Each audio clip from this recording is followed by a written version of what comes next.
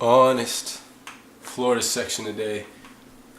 Well, it's a good return to Florida section because it's a very close to home story that is involving a sackful, if you will, quote unquote, where a young toddler, more or less 3 years old, around that age, was found wandering around a Krystal's drive-through at not 4 o'clock, not a random time, not like 8 o'clock, 2 in the morning.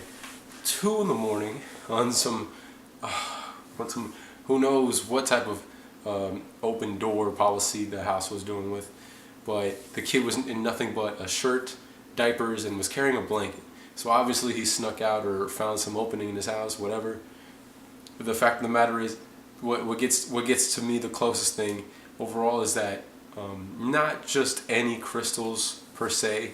It's a Krystals I have frequently visited back in the day when I was still living in the area. In fact, if anyone familiar with that corner, it's on Curry Ford Road, near Conway area, for the city Conway in Orlando. So this is like the closest Floridaman, Florida section story to date where I've been like, yeah, I know all about like that corner and that like more or less suspect Citgo that's right across from it, that you could have, if you went frequently and got to know the clientele and the employees there, you could be under 18 and get a couple cigarettes, but that's besides the point. That's just if you're a local there, if you want to get.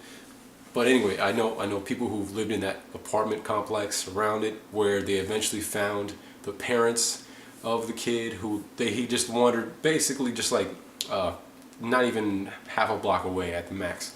But I know some people who've lived in that apartment complex. I know the people who've gone to school around that area.